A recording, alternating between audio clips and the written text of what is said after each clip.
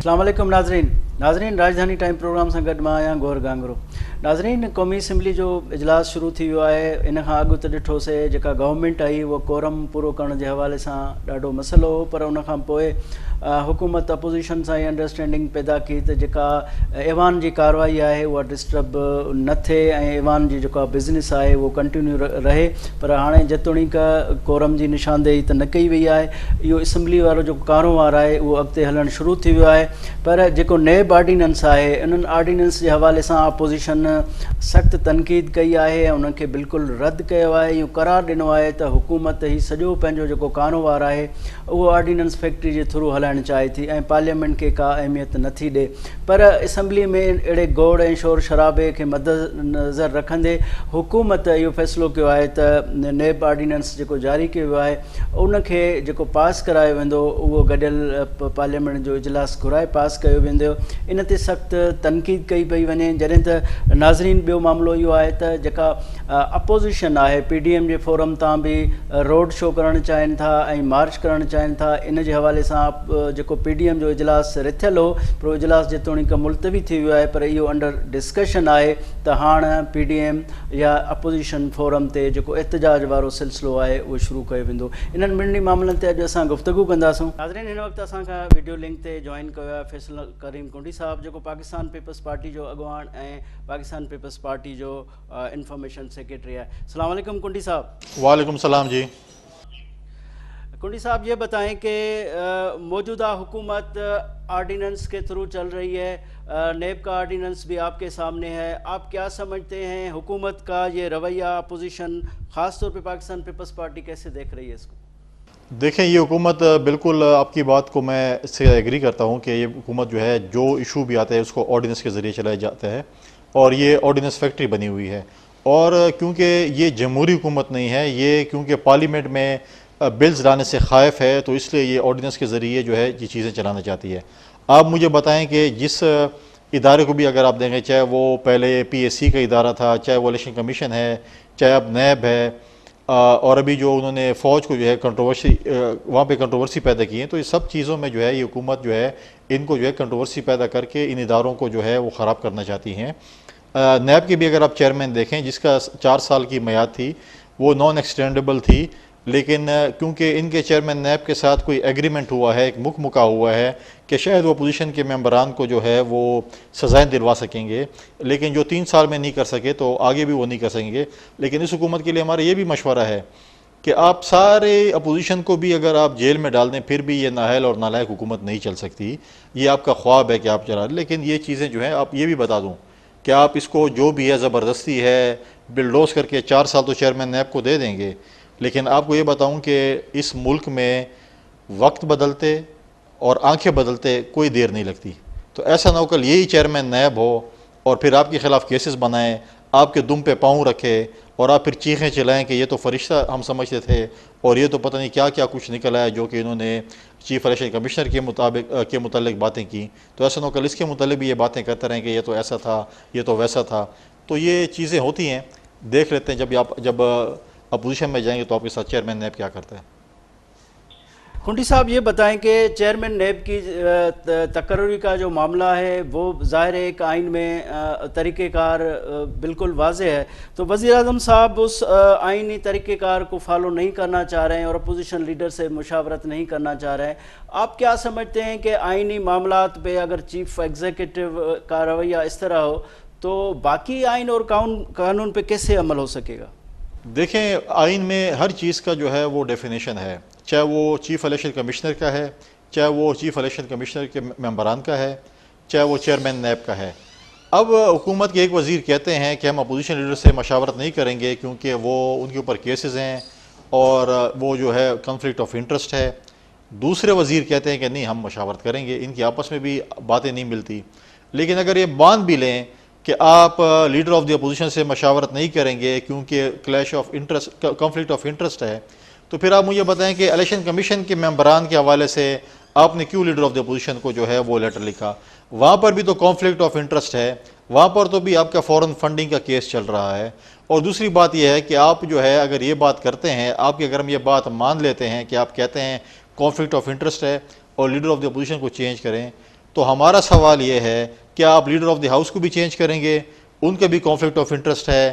آپ کو پتہ ہوگا کہ بیرون ملک عدالت میں وزیر اعظم عمران خان صاحب جو ہے وہ کنوکٹڈ ہیں، تو ایک کنوکٹڈ شخص کیسے لیٹر لکھ سکتے ہیں؟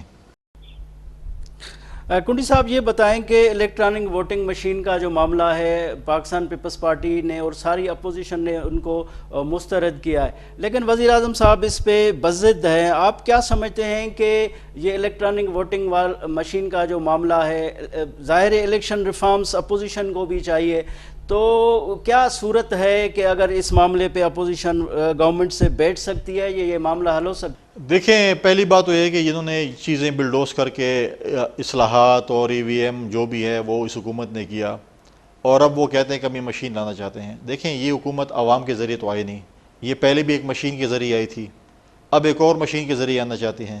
یہ ایک مشینی حکومت ہے، عوام کے پاس عوام کا درد ان کے پاس ہے نہیں. آج مہنگائی، بے روزگاری اور جو چیزیں، پیٹرول کی قیمتیں، سب کچھ آپ دیکھیں، اگر یہ عوامی حکومت ہوتی یہ زیادتیں اس حکومت پہ ہوتی. تو یہ پہلے بھی مشین کے ذریعے آئے ہیں، اب بھی مشین کے ذریعے آنا چاہتے ہیں کہ جو ان کی جو ہے ہم پالیسی انشاءاللہ ناکام کریں گے. ہم جو ہے ان کے ساتھ بیٹھنے کو تیار اس لیے نہیں ہے کہ یہ حکومت سنجیدہ نہیں ہے، یہ حکومت کے جو ہے کوئی بات جو ہے اس کی ایک اٹل نہیں ہوتی. ان کے جو ہے مختلف وزراء کے مختلف بیانات ہوتے ہیں، ان کا یہ خود اپنے ایک پیج پہ نہیں، ان کی کابینہ اور ان کے ممبران. تو اس حکومت کے ساتھ بیٹھنا جو ہے وہ فضول کی بات ہے، کیونکہ اس ای وی ایم پہ الیکشن کمیشن نے بھی اعتراض اٹھائے تھے. 37 اعتراضات ان کے جو بلز ہیں ان کے اوپر الیکشن کمیشن نے اٹھائے، جس کو یہ برا بھلا کہنا شروع کر دیا تھا. یہ چاہتے ہیں کہ ہم جو بات بھی کریں، جو بھی ہم چیز کریں، اس کو من و ان تسلیم کر لیا جائے. یہ بادشاہت اس ملک میں چاہتے ہیں، یہ 18ویں ترمیم ختم کرنا چاہتے ہیں، یہ صدارتی نظام لانا چاہتے ہیں، جو کہ ہم ان کے سارے منصوبے انشاءاللہ ناکام. کنڈی صاحب یہ بتائیں کہ گورنمنٹ کورم بھی پورا نہیں کر پا رہی ہے. یہ چوتھا پارلیمانی سال آپ نے دیکھا کہ مسلسل 6-7 اجلاس جو ہیں وہ کورم پورا نہیں ہو سکا. تو مہنگائی کی بھی صورتحال آپ کے سامنے ہے، عوامی جو مسائل ہیں وہ دھرے کے دھر ہیں. جب عوام میں بے چینی ہے اور اسمبلی میں بھی جو گورنمنٹ کا کارکردگی ہے وہ بھی آپ کے سامنے ہے، تو اس عوام یہ سوال کرتی ہے کہ اس صورتحال جب گورنمنٹ کی ہو جاتی ہے تو پھر اپوزیشن کو کوئی لاہ عمل کیوں نہیں اپنانا چاہیے اس گورنمنٹ سے چھٹکارے کے لیے؟ دیکھیں، اس حکومت سے چھٹکارا حاصل کرنے کے لیے جو ہے نا وہ ایک ہی چیز ہے، وہ ہے اس حکومت کے خلاف عدم اعتماد لانا. اپوزیشن کے پاس ایک ہی رستہ ہے. اگر ہم جلوس نکالیں، ہم جلسے بھی کریں، جو کہ پاکستان پیپلز پارٹی مہنگائی کے خلاف اور بے روزگاری کے خلاف، بدامنی کے خلاف، انفلیشن کے خلاف یہ کر رہی ہے، لیکن اگر ہم اس حکومت سے چھٹکارا حاصل کریں، ہم عدم اعتماد کی تحریک لے کے آئیں. ہم اپوزیشن کو جو ہے بار بار کہہ رہے ہیں کہ ہم سب اکٹھے ہوں، ہم اپوزیشن جو ہے مل کر جو ہے عدم اعتماد کی تحریک ہم لے کے آئیں. ہم پنجاب میں بھی لے کے آئیں، ہم قومی اسمبلی میں بھی لے کے آئیں.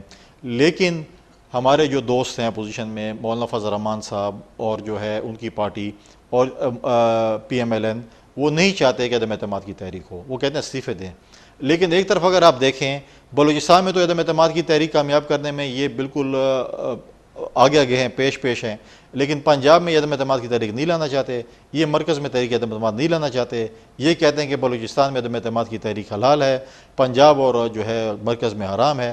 تو اس حکومت سے کیسے چھٹکارا سکتے؟ دو چیزوں سے ارلی الیکشن ہو سکتے ہیں: یا عدم اعتماد کی تحریک کامیاب ہو، ہمارا متفقہ ایک وزیر اعظم آئے، وزیر اعلیٰ آئے اور ارلی الیکشن کرائے، یا حکومت ارلی الیکشن کی طرف چلی جائے. تو اس طریقے سے میں سمجھتا ہوں کہ دو جو ہے وہ ارلی الیکشن ہو سکتے ہیں. اس کے علاوہ ارلی الیکشن مجھے نظر نہیں آ رہا کہ ہو سکتے. کنڈی صاحب، کیا ہم یہ تصور کر لیں کہ اپوزیشن، جس طرح مریم نواز صاحبہ کا بھی بیان آیا تھا کہ ہم اب اس اسٹیج پہ وزیر اعظم صاحب کو سیاسی شہید نہیں کرنا چاہتے اور ہم ان کو ہٹانا نہیں چاہتے، تو ظاہر اپوزیشن کی جو پی ڈی ایم کا فورم تھا، باقی جو احتجاج جلسے تھے، تو ظاہر عوام سوال اٹھاتے ہیں کہ اگر آپ کو چھٹکارا بھی وزیر اعظم سے نہیں چاہیے تھا تو یہ سارا مومنٹم کیوں بنا اپوزیشن نے جو کیا تھا؟ مریم نواز صاحبہ کا پوائنٹ آف ویو جو ہے کہ وہ اس کو سیاسی شہید نہیں بنانا چاہتے، وہ ان سے چھٹکارا نہیں حاصل کرنا چاہتے. پھر تو جو پی ڈی ایم میں انہوں نے جلسے جلوس کیے وہ کیوں کیے؟ پھر اس کے بعد جو ہے آج بھی حکومت کے خلاف بیانات کیوں دے رہے ہیں؟ پھر آپ کیوں ان کو جو ہے وہ اتنے جو ہے ان کو حکومت میں بٹھانے کے لیے آپ ان کو سپورٹ کر رہے ہیں؟ پھر ان کے خلاف بیانات کیوں دے رہے ہیں؟ پھر تو آپ خود اس میں جو ہیں وہ ملوث ہیں، ان کو حکومت کو جو ہے چلانے میں، حکومت کو سپورٹ کرنے میں. پھر تو آپ کو اپوزیشن کا نہیں، پھر تو آپ کو حکومت کا الائی بننا چاہیے، نہ کہ اپوزیشن کا الائی بننا چاہیے. پھر آپ حکومت کے الائی بن جائیں اگر آپ کہتے ہیں کہ سیاسی شہید نہ ہو. انہوں نے ملک کا بیڑا غرق کر دیا ہے. 2 وقت کی انسان کو جو ہے ہمارے شہریوں کو روٹی ملنے سے قاصر ہے. डॉलर कहाँ पहुंच गया है, तेल कहाँ पहुंच गया है, अभी भी ये कहते हैं कि हम इनको सियासी शहीद नहीं करना चाहते। कुंडी साहब ये बताएं कि पीटीआई की दावा है कि 2023 के आम इलेक्शन में वो सिंध में स्वीप करेंगे। आपका ताल्लुक पीपल्स पार्टी से है, आप क्या समझते हैं कि पीटीआई हुकूमत की ऐसी कारकर्दगी है कि वो स्वीप करेंगे? क्योंकि वो ज़ाहिर है गवर्नमेंट सिंध में पीपल्स पार्टी की है, वो वफाक के जो इदारे हैं वो जवाब दें, वफाकी इदारों की ऐसी परफॉर्मेंस है कि स्वीप करेंगे? देखें, बिल्ली को ख्वाब में खिचड़ी नज़र आते हैं। ख्वाब देखना तो कोई दूर की बात नहीं, वो तो देख सकते हैं, क्योंकि आजकल जिस तरह दिन के टाइम भी ये बैकी बैकी बातें करते हैं। इनके एक वज़ीर कहते हैं हमने 1 करोड़ नौकरियाँ दे दी हैं, आपने भी सुना होगा और आपने भी देखा होगा 1 करोड़ नौकरियाँ कहाँ पर हैं। फिर जब ये कहते हैं कि जी वज़ीर आज़म साहब जब भी कोई इंटरव्यू देते हैं उसमें जो बैकी बैकी बातें करते हैं वो सबके सामने हैं। कभी वो पता नहीं यूरोप और जापान को मिला लेते हैं, कभी पता नहीं वो हक्कानी को जो है कबीला बना देते हैं अफ़गानिस्तान का, कभी वो क्या बयान देते हैं, कभी क्या बयान देते हैं, कभी हज़रत उमर अलैहिस्सलाम की हमें मिसालें देते हैं। और जब इनसे कहते हैं कि तोशे खाना का हिसाब दें तो वो कहते हैं वो तो माल गनीमत है, मैंने लूट लिया उसको, मैं उसके हिसाब नहीं देना चाहता हूँ। तो इनकी बातें तो मतलब है कि देखें आए इलेक्शन लड़ें, हमें तो मना नहीं किया। इनको किसने मना किया कि पहले भी इलेक्शन लड़े थे।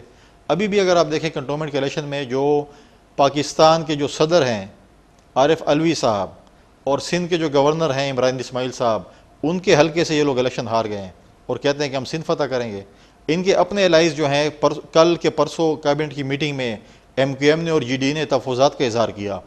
अब तो पंछी उड़ने वाले हैं, जहांगीर तरीन ने भी अपना जहाज़ दोबारा उड़ा लिया है, वो भी मैदान में निकल आए हैं। तो आगे ऐसे ऐसे देखें, जो जो दिन गुजरेंगे, जो जो हफ्ते गुजरेंगे, आपको नया सिनेरियो नज़र आएगा। पंछी एक शाख से उड़ के दूसरी शाख पे बैठना शुरू कर देंगे, तो फिर हम पूछेंगे कि ये सिंध में ये तो अपनी हुकूमतें अपने KP में और मरकज़ में और पंजाब में बचाने से कासिर हो जाएंगे। आपने क्लिप देखो शेख रशीद साहब का एक ऑफ द रिकॉर्ड क्लिप भी कल से बड़ा गर्दिश करा सोशल मीडिया पे। तो बहुत सी चीज़ें आप देखेंगे कि बयानात आएंगे, यही लोग कहेंगे कि जी हमने बड़ा समझा इसको लेकिन ये नहीं समझा और हम आज जा रहे हैं दूसरी पार्टियों में। कुंडी साहब, आखिरी सवाल है आपसे कि सिंध को शिकायत है वफाक से कि पानी उनका हिस्से का नहीं मिल रहा है। वज़ीर आला सिंध बार बार इस पे एम्फसिस कर चुके हैं। NFC में सिंध का जो हिस्सा है उनकी पेमेंट मिलने का मसाला है, बाकी भी काफ़ी ऐसे शिकायत वफाक से सिंध की है।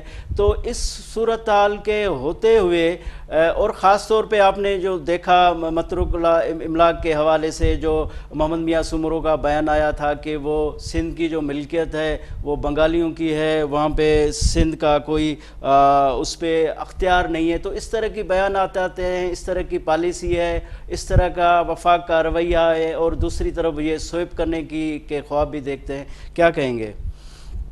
देखें, पहली बात तो ये है कि जो वफाकी वज़ीर हैं पानी के मुनस इलाही साहब, वो पिछले दिनों अपने वफ्द के हमरा सिंध गए थे। वहाँ पर उन्होंने सिंध के वज़ीर आला के साथ भी, उनकी टीम के साथ भी मीटिंग की। उनके बाद जो है उन्होंने उनके साथ मुख्तलिफ़ मीटिंग्स भी की। और मैं समझता हूँ कि एक बड़ी पॉजिटिव चीज़ है कि हमें सूबों की लड़ाई नहीं चाहिए। हम नहीं चाहते कि सूबे मरकज़ के साथ लड़ें या सूबे आपस में लड़ें। तो उनका एक पॉजिटिव गेस्चर था। मैं समझता हूँ कि उनकी सरबराही में ये चीज़ें जो हैं, जो हमारे मसाइल हैं पानी के, वो हल होंगे। ये इशू सिर्फ सिंध का नहीं है, ये खैबर पख्तूनख्वा का भी है। लेकिन मजबूरी है कि वज़ीर आला अपनी कुर्सी बचाने के लिए अपने हकूक़ नहीं मांग सकता, वो गूंगा और बहरा हो चुका है। हमारी सूबाई हुकूमत जो खैबर पख्तूनख्वा की है वो गूंगी हो चुकी है, बहरी हो चुकी है। आज मुझे बताएं, माजी का जो वज़ीर आला था परवेज़ खटक साहब, वो अपने हकूक़ के लिए जो है कहता है मैं अपने हकूक़ के लिए मरकज़ की तरफ जा रहा हूँ। क्या आज मैं वज़ीर आला खैबर पख्तूनख्वा से पूछता हूँ कि आपको सारे हकूक़ मिल गए हैं? आपको जो NFC वार्ड में जो शेयर हैं वो आपको मिल गए हैं? आपको अपने पानी के हकूक़ मिल रहे हैं? आपको अपने गैस और जो है तेल की और पानी की रॉयल्टी मिल रही है? बिजली की रॉयल्टी मिल, कोई चीज़ें नहीं मिल रही हैं। लिहाजा हम कहते हैं कि ये जो हुकूमत आई हुई है, ये एक नाअहल और नालायक और नाजायज़ हुकूमत जो है वो सूबों और वफाक को आपस में लड़ाना चाहती है। ये चाहती है कि इस मुल्क का इतना बेड़ा और खर कर दें, उसे तहस कर दें, ताकि कोई भी आने वाली हुकूमत इस चीज़ को न संभाल सके। ये लिहाजा जो है मुल्क को जो है वो खंडरात को वीराने की तरफ लेके जा रही है। आप मुझे बताएं कि जो इस मुल्क के हालात हैं, ये कोई जमहूरी हुकूमतें ऐसे करती हैं? ठीक है, फैसल करीम कुंडी साहब, बहुत शुक्रिया, आपने हमें टाइम दिया। नाजरीन, हिते वठूं था मुख्तसर ब्रेक बाद हाज़िर थींदासूं।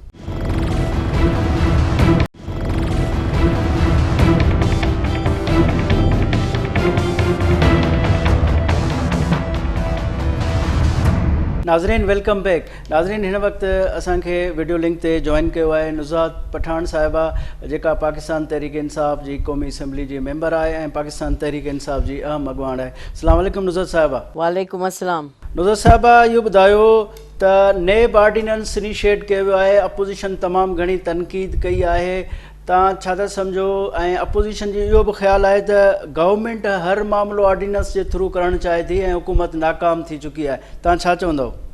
ॾिसो न, पार्लियामेंट जे अंदरि असांजो कमु आहे कानून साज़ी करणु। जेके कानूननि में को कमी पेशी थींदी आहे उन्हनि खे रीविज़िट कयो वेंदो आहे, उनखे रीशेड्यूल कयो वेंदो आहे। तव्हां ॾिठो हूंदो त हर हुकुमरान जी हुकूमत में, पीपल्स पार्टी हुकूमत हुजे, नून जी हुजे, इहे पहिरीं ऑर्डिनेंस ॾींदा हुआ। आसिफ ज़रदारी हुकूमत में ऑर्डिनेंस आया, नवाज़ शरीफ़ हुकूमत में ऑर्डिनेंस आया। ऑर्डिनेंस अचण खां पोइ उहो डिस्कशन लाइ वरी पार्लियामेंट जे अंदरि ईंदा हुआ, उहो सेनेट में ईंदा हुआ, उहो डिस्कशन थींदी हुई। ऑर्डिनेंस जो मक़सदु इहो हूंदो आहे त हुकूमत इहो करणु थी चाहे, छो त उहो उन पीरियड में अगरि तव्हांजी असेंबली वर्किंग पोज़ीशन में कोन्हे त तव्हां वटि अगरि उन कानून जो टाइम पीरियड ख़तमु पियो थिए या उन में को कमी पेशी आहे ऐं उनखे टाइम ते एड्रेस करिणो आहे ऐं पार्लियामेंट कोन्हे ओॾी महिल वर्किंग पोज़ीशन में, त ऑर्डिनेंस अची सघे थो। इहो हिकिड़ो राइट आहे प्रेसिडेंट ऑफ पाकिस्तान जो, इनखे को रोके न सघो। इहो भुट्टो साहिबु ॾेई वियो आइन में, इहा शइ 73 जे आइन में। पर इहो कोन्हे त ऑर्डिनेंस जेको आहे उहो कंटिन्यू रहे, उनजो हिकिड़ो टाइम पीरियड हूंदो आहे, हिकिड़ो 2-2 महीना हूंदा आहिनि उनखे। पर वज़ीर आज़म इमरान ख़ान जेको ऑर्डिनेंस अगरि अचे पियो इमीडिएटली, को ऑर्डिनेंस जेको ज़रूरत आहे मुल्क जे लाइ बहितर लाइ, उहो ऑर्डिनेंस जी सूरत में क्विकली उनखे पार्लियामेंट में एड्रेस करण जे लाइ, डिस्कशन लाइ मोकिलियो थो वञे। सो नेब जो कानून जेको आहे उहो बि इहो ई आहे, ख़ला आहे नेब जे कानून में, इलाही कमी पेशी आहे। ख़ुदि अपोज़िशन चयो आहे त असां जेको आहे सो उन में नेब जे कानून में तब्दीली चाहियूं था। असां ख़ुदि जेको सो असांखे अमेंडमेंट करणु खपंदी हुई, पर इन्हनि इहा ज़रूरत कोन कई। वज़ीर आज़म साहबु जेको सो मुख़्तलिफ़ अमेंडमेंट्स जेको आहे सो पार्लियामेंट जे थ्रू करणु थो चाहे। डिस्कशन थींदी, डिस्कशन में जेका बि शइ फाइनल थींदी उहो ई ईंदी। इहो को असां कंहिंजे मथां थोपियूं कोन पिया आहिनि इहा शइ। अच्छा मैम, इहो ॿुधायो त ऑर्डिनेंस ईंदो आहे त प्रोसेस ज़ाहिर आहे इहो आहे ऐं हेल्दी प्रोसेस बि आहे त क़ौमी असम्बली में अचे, डिस्कशन थिए, उन ते उनजी मंज़ूरी थिए, सेनेट में वञे डिस्कस थिए। पर मौजूदा हुकूमत इनखे गॾियल पार्लियामेंट जे थ्रू तड़ तकड़ में पास कराइणु चाहे थी, त इहो सवण को सुठो न? ॾिसो न, असांजी बदकिस्मती आहे तहरीक इंसाफ़ जी जो उहा अक्सीरियत कोन्हे जेका नवाज़ शरीफ़ खे मिलियल हुई। त जीअं चाहे कानून करे सघियो पियो, उनखे पूरी फुल सपोर्ट हुई, उनखे कंहिं ॿिए माण्हुनि जी सपोर्ट जी ज़रूरत कोन्हे। पर असांजी छाकाणि जो कानून साज़ी लाइ हिकिड़ो मख़सूस तइदादु हूंदो आहे मेंबरनि जो, उन खां सवाइ जेको आहे सो ईअं अपोज़िशन खे जॾहिं असीं इन मुख़्तलिफ़ इशूज़ ते ॻाल्हाइण लाइ चवंदा आहियूं त हीअ अची कानून साज़ी में अची कयो, त उन वक़्तु उन्हनि खे पंहिंजा सूर जागी पवंदा आहिनि। पोइ उन्हनि खे पंहिंजी चोरियूं यादि ईंदियूं आहिनि त हीअ असांजी चोरियूं, असांजा कानून, असांखे सज़ाऊं, पोइ इन्हनि खे सभु पंहिंजी उहे यादि ईंदियूं आहिनि। पोइ उहो ब्लैकमेल करणु चाहींदा आहिनि हुकूमत खे, ऐं ब्लैकमेल करण जो त तसवर में, ब्लैकमेलिंग में अचण जो तसवर असां वटि त आई कोन्हे, वज़ीर आज़म वटि बि कोन्हे। त पोइ वज़ीर आज़म साहिबु ऐं पार्टी जो फ़ैसिलो इहो हूंदो आहे त छाकाणि सेनेट में असीं मौजूदु आहियूं ऐं हुकूमत में पार्लियामेंट में, त पोइ जॉइंट सेशन करे उहा तइदादु पूरी कंदा आहियूं असां, ऐं जॉइंट सेशन करे जेको आहे इहो बि कानून में ई आहे। मावराए अदालत या मावराए कानून असीं कमु कोन कंदा आहियूं, इहो बि कानून में ई आहे। पर जेॾीं असांजी अक्सरियत पार्लियामेंट जे अंदरि, क़ौमी असैम्बली जे अंदरि घणी अची वेंदी हली, पर मूंखे हैरत थींदी आहे त अपोज़िशन जेका आहे सा उहा पाण त इन्हनि कानून खे तब्दील करण जी ख़्वाहिश रखे थी, बहितरी आणण जी बि ख़्वाहिश रखे थी, पर जॾहिं हुननि खे चयो थो वञे त वोटिंग ते अचो डिस्कशन ते कयूं, भई डिस्कशन त कयो न, हीअ डिस्कशन लाइ बि तयारु कोन्हनि। त पोइ अहिड़ी अपोज़िशन जेका रबड़ स्टैम्प जेका आहे सा अपोज़िशन आहे, जेका पंहिंजी मुफ़ादनि जे लाइ थी उहो कमु करे, जंहिंजी सोच ई इहा ई आहे त मुंहिंजो जेको आहे सो ॿोड़ पकल हुजे, बाक़ी ॿियो माण्हू बुखियो मरी वञे हलियो। त हिननि जी माण्हुनि जी सोच ऐं तब्दील कोन थी आहे, ऐं बि ब्लैक मेलर्स आहिनि। तव्हां रोज़ अपोज़िशन जो चवणु आहे त इमरान ख़ान साहब जी नियत ई ठीकु न आहे, अपोज़िशन सां ॻाल्हाइणु नथो चाहे, माज़ी जो तजुर्बो इहो आहे त कंहिं बि मामले ते अपोज़िशन खे एतमाद में न वरितो आहे ऐं ख़ान साहब ॻाल्हि न कई आहे, हाणे हू नियत ते शक करे रहिया आहिनि। नियत अलाह ई ॼाणे थो, ही ख़ुदा त कोन्हनि माज़अल्ला अपोज़िशन वारा, एतिरा मोतबर बि कोन्हनि, चोर आहिनि, करप्ट आहिनि, तबाही करे छॾी अथनि हिननि माण्हुनि, त उन्हनि खे ज़ाहिर जीअं हू पाण बदनीयत आहिनि, हू सम्झनि था त शायदि इमरान ख़ान बि बदनीयत माण्हू आहे। असल में कहिड़ो प्राइम मिनिस्टर वेही अपोज़िशन सां ॻाल्हायो आहे अॼु ताईं? त मूं त कोन ॾिठो आहे त कॾहिं बेनज़ीर भुट्टो साहिबा नवाज़ शरीफ़ सां ॻाल्हाईंदी हुजे, कॾहिं को पंहिंजो नवाज़ शरीफ़ को हू त पंहिंजे किचन कैबिनेट खां सवाइ कंहिंसां ॻाल्हाईंदो बि कोन नवाज़ शरीफ़, हुन करे अपोज़िशन में इहो कयो। ॻाल्हाईंदी आहे टीम, ॻाल्हाईंदी आहे जेका पार्लियामेंट खे हलाईंदी आहे, जेका पार्लियामेंट खे खणी हलंदी आहे, जेका लीडरशिप हिकिड़ी हूंदी आहे, उहा वही जेका असां अपोज़िशन सां लह विचड़ में ईंदी आहे। ऐं उन में असां माना असांजो वज़ीर ख़ारजा, असांजो वज़ीर दिफ़ा, असांजो आमिर डोगर साहिबु, असांजो पार्लियामेंटी मिनिस्टर बाबर रहमान, इहे सभु असद कैसर साहिबु, चेयरमैन सेनेट, इहे सभु संजीदा हूंदा आहिनि जॾहिं अपोज़िशन सां ॻाल्हाईंदा आहिनि। वॾी बदकिस्मती आहे त हीअ जंहिंमहिल ॻाल्हाईंदा पिया आहिनि त उहो हिकिड़ी शइ ॻाल्हाईंदा पिया आहिनि, जॾहिं हाउस में ईंदा आहिनि त उनजो एटीट्यूड ई ॿियो तब्दील हूंदो आहे। सो बदनीयत मुंहिंजे ख़्याल में अपोज़िशन वारा पाण ख़ुदि आहिनि। अच्छा मैम, इहो ॿुधायो त अपोज़िशन इहा तनक़ीद करे पई त हिकु तरफ़ हुकूमत तादाद जी त ॻाल्हि करे थी अक्सीरियत जी, पर कोरम पूरो न पियो थिए ऐं तारीख़ में पहिरियों भेरो त मुसलसल 6-7 भेरा कोरम पूरो न थियो, त पोइ कानून साज़ी कीअं करे सघंदी? ऐं हाणे इख़लाक़ी जवाज़ गवर्नमेंट जो न आहे। इख़लाक़ी जवाज़ हिननि जो बि अपोज़िशन करण जो कोन्हे, इख़लाक़ी तौर ते ही बि वर्स्ट कंडीशन में आहिनि। इख़लाक़ी जी ॻाल्हि था कनि त ही इख़लाक़ हिननि वटि आसे पासे खां गुज़रियो ई कोन्हे। हिननि जी ॾाढी हिकिड़ी किनी आदत आहे अपोज़िशन वारनि जी, जेका असांखे बि तकलीफ़ ॾींदी आहे। त जॾहिं क़ौमी मुफ़ादनि में हुकूमत कानून साज़ी करणु चाहींदी पई आहे त हिननि खे कोरम यादि अची वेंदो आहे। हालांकि कोरम असांजा पूरा हूंदा आहिनि, पर ॾिसो ऐं उन टाइम ते कोरम कॉल कंदा आहिनि जंहिं टाइम ते निमाज़ जो अदायगी थियण वारी हूंदी आहे, या निमाज़ जो टाइम थियण वारो हूंदो आहे, या लंच टाइम हूंदो आहे, या असांजी का टी टाइम हूंदो आहे। ही एतिरा माना ख़तरनाक माण्हू आहिनि जीअं उन टाइम ते अयां हाउस में वेठा ई कोन हूंदा आहियूं।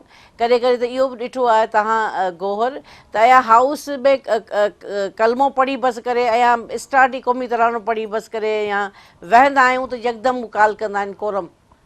अब इहो कहिड़ो तरीक़ो आहे? मूंखे त अॼु बि यादि आहे त अपोज़िशन जॾहिं हुकूमत में हूंदी त हिननि जा अक्सर मेंबर सुता पिया हूंदा असेंबलियुनि जे अंदरि, छो सॼी राति हू जाॻंदा हुआ, पोइ असेंबली में अची सुता पिया हूंदा। उन्हनि खे ख़बर ई कोन हूंदी नवाज़ शरीफ़ जे मेंबरनि खे त कहिड़ो कानून साज़ी थिए पई, कहिड़ो कानून जेको आहे सो पास पियो थिए, छा पिया कनि। बसि उहे अंधेर नगरी चरवट राजा वारो हिकिड़ो किसो हूंदो त बसि उहो हूंदा। हिते त असां डिस्कशन कंदा आहियूं, हिते असीं पंहिंजा मेंबरनि खे ॿुधाईंदा आहियूं त कहिड़ो कानून साज़ी थिए पई, छा पियो थिए। सो मुंहिंजे ख़्याल में हिननि जूं ॻाल्हियूं आहिनि, ॿियो कुझु कोन्हे।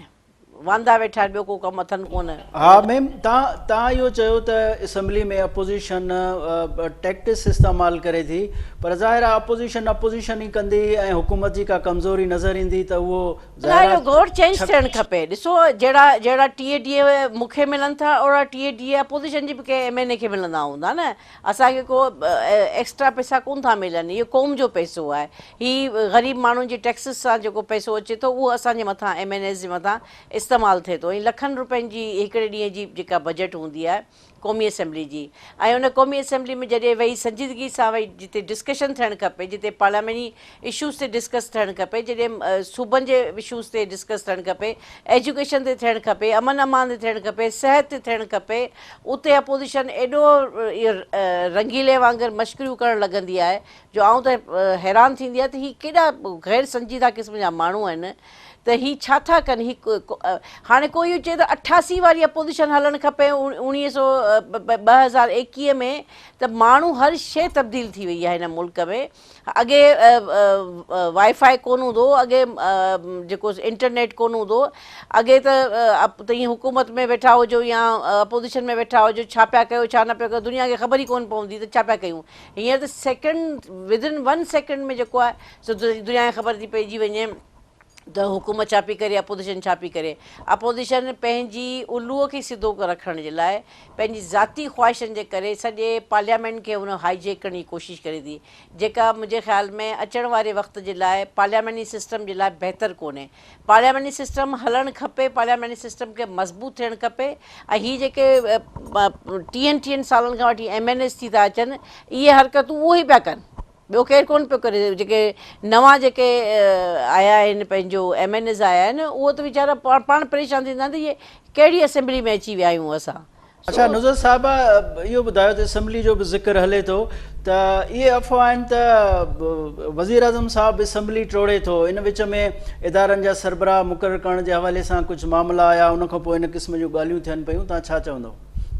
का बि ॻाल्हि कोन्हे। ऐं छो टोड़ींदो, जॾहिं त पहिरियों दफ़ो आहे जो मौजूदा हुकूमत ऐं आर्मी चीफ जे सरबराहनि जे विच में हिकिड़ी म्यूचुअल अंडरस्टैंडिंग आहे। डिस्कशन थिए थी, डिस्कशन कंदा आहिनि, उन इशूज़ ते ॻाल्हायो वेंदो आहे। ॾिसो न, तव्हां अगरि बिठल पाणी में पथर हणंदा त छंडा तव्हांजे मथां पवंदा ऐं धप, बिठल पाणी धप करे वेंदो आहे। इन करे चवंदा आहिनि त पाणी हलंदड़ हुजे। त इमरान ख़ान में इहा अलाह सां ज़रूरत ॾिनी आहे त हू पंहिंजो को बि इख़्तिलाफ़ हुजे या को बि इशू हुजे त हू डिस्कस कंदो आहे, आर्मी चीफ सां डिस्कस थींदो आहे। हींअर जेका अफ़गानिस्तान जी पोज़ीशन आहे, अफ़गानिस्तान में जेको हींअर हले पियो, त उहे सभई शयूं जेके हुयूं, हिन मुल्क ज़ाहिरा मुल्क जो सरबराह आहे, हुनजी पंहिंजी नज़र आहे, आर्मी चीफ जी पंहिंजी नज़र आहे। पोइ जॾहिं उहे ॿई ॼणा वेही डिस्कस करे हिकिड़ी शइ खे जेको सो सॉर्ट आउट कनि था, त उहो फाइनल डिसीशन आहे। ऐं में इख़्तिलाफ़ का ॻाल्हि कोन्हे। ठीकु आहे नुज़रत पठान साहिबा, तव्हांजी वॾी महिरबानी, तव्हां असांखे टाइम ॾिनो। नाज़रीन, हिते वठूं था मुख़्तसिर ब्रेक बाद हाज़िर थींदासीं।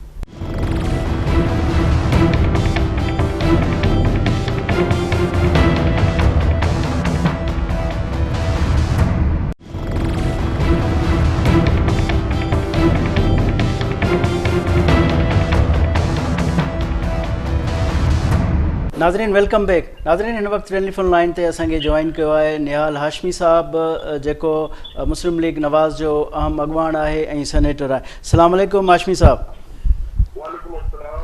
हाशमी साहब, ये बताएं कि नेब आर्डिनेंस आ गया है और अपोजिशन की तनकीद है हुकूमत पे कि नेब आर्डिनेंस के हवाले से कौमी असम्बली और सेनेट में उस पर सैर हासिल बहस के बजाय मुश्तरका इजलास में उसकी मंजूरी का प्लान किया है। आप क्या समझते हैं इस हवाले से? देखो, बिस्मिल्लाहिर्रहमानिर्रहीम, इसको ड्रैकोनियन लॉ कहते हैं।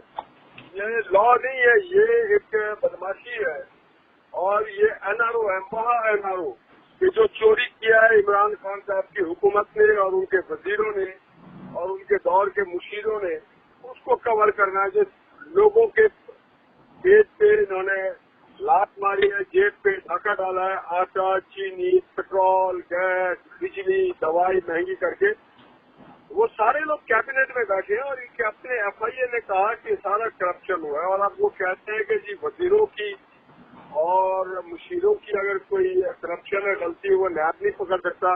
तो भाई नैब ने क्या चपरासी को, ड्राइवर को, क्लर्कों को, गरीब आदमी को पकड़ने के लिए बनाया गया है? तो ये एक बहुत ही बेहुदा मजाक है और मैं ये समझता हूँ कि अदालतों ने इसके ऊपर नोटिस नहीं ली, जैसे माजी में नोटिस लेती रही है। सियासी जमातें भी इसके लिए जाएंगी सुप्रीम कोर्ट या हाई कोर्ट, और ऑलरेडी जा चुके हैं सिविल सोसाइटी को लोग। लेकिन अदालतों का भी ये देखिए, ये आइन से मुतसादिम है कि आप किसी को प्रिविलेज दे रहे हो। आर्टिकल 25 कहता है everyone is equal before the eye. अगर आप किसी को एग्जेप्शन दे रहे हो और दूसरों को पकड़ रहे हो, तो वो तो बड़ी ज्यादती वाली बात होगी। ये कानून भी नहीं है, ऑर्डिनेंस भी नहीं है, ये लोगों के हक पे डाका मार रहा है। हाशमी साहब, ये बताएं कि गवर्नमेंट असम्बली में कोरम पूरा नहीं कर पा रही है, ऊपर से गवर्नमेंट जो ऑफिशियल्स हैं या मिनिस्टर्स हैं, उनका ये कहना है कि असम्बली पे इतना खर्चा आता है और अपोजिशन बार बार कोरम पॉइंट आउट कर देती है, तो ये अपनी गलती तस्लीम करने के बजाय अपोजिशन पे ये मलबा डाल देते हैं, क्या कहेंगे? अपोजिशन का काम नहीं है कोरम पूरा करना। एक काम तो गवर्नमेंट जब अपना रूल एंड बिजनेस कैसे देखे, गवर्नमेंट जब अपना बिजनेस लाती है, जो भी पार्लियामेंट की कार्रवाई होती है, तो उसको तैयार होके आना चाहिए, उसकी मुख्तलिफ कॉमिटीज को तैयार होके आना चाहिए। उसके जो चीफ व्हिप है उनको टीवी पे बयानबाजी देने के बजाय उनको अपने जो मेंबर हैं उनको इकट्ठा करके उनको सेशन के बारे में बताना चाहिए, एजेंडे के बारे में बताना चाहिए। अपोजिशन का वो काम है कि वो आपको कोरम पूरा करेगी और अच्छा काम करती है। उसकी वजह है अगर कोरम पूरा ना हो और कोई भी प्रोसीडिंग हो जाए असेंबली में तो ये तो माइनॉरिटी की होगी प्रोसीडिंग, ये मेजोरिटी की नहीं होगी। कहानी में एक तरीकेकार दर्ज है कि what is the minimum number of quorum, अगर वो भी गवर्नमेंट नहीं पूरा कर सकती, जिस तरह से उससे दिगर चीजें बहुत ही नाहली के चला है, कोरम को भी ऐसी चला रही है।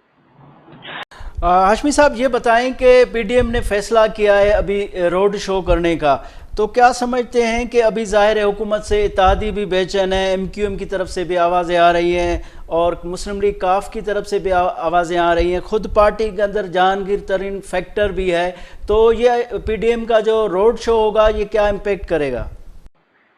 मेरे ख्याल से रोड शो जो है बड़े जलसों और जुलूसों से ज्यादा इम्पैक्ट डालता है। जो मगरिब में जहाँ जमहूरियत बहुत मजबूत होती गई है उसमें रोड शो का बड़ा हाथ है और वो मुख्तलिफ शहरों में उन लोगों के दरमियान बात की जाती है जो लोग मसाइल से दरपेश होते हैं, मसाइल से लड़ रहे होते हैं। मुख्तलिफ तबका होता है उसमें तलबा होते हैं, मीडिया के लोग होते हैं, उसमें सनतकार भी होते हैं, मजदूर भी होते हैं, उसमें किसान भी होता है, लैंडलॉर्ड भी होता है। तो वो सारों को हम एड्रेस करें क्योंकि आज पाकिस्तान में कोई तबका खुश नहीं है मां सिवाय पीटीआई के अशराफिया के। पीटीआई के अपने भी जो कारकुन हैं और जो वोटर्स हैं वो भी आज सफर कर रहे हैं, मां सिवाय अशराफिया के या जो एटीएम के सारे लोग परेशान हैं। वो रोड शो बहुत ही कामयाब होगा इंशाल्लाह।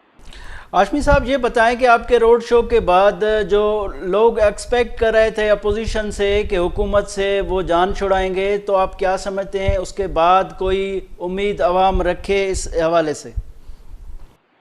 हमेशा अच्छी उम्मीद रखना चाहिए, मायूस नहीं होना है और हम अवाम से भी उम्मीद रखते हैं कि अवाम सियासी लोगों की सियासी जद्दोजहद में जो उनके हुकूक के लिए है उसमें हमारा भरपूर साथ है। ठीक है हाशमी साहब, बहुत शुक्रिया आपने हमें टाइम दिया। नाज़रीन ही शो तां ॾिठो ईंदड़ राजधानी टाइम में के नए मौज़ू सां गॾु हाज़िर थींदासूं। पंहिंजे मेज़बान गौर गांगरो खे इजाज़त ॾींदा। अल्लाह हाफ़िज़।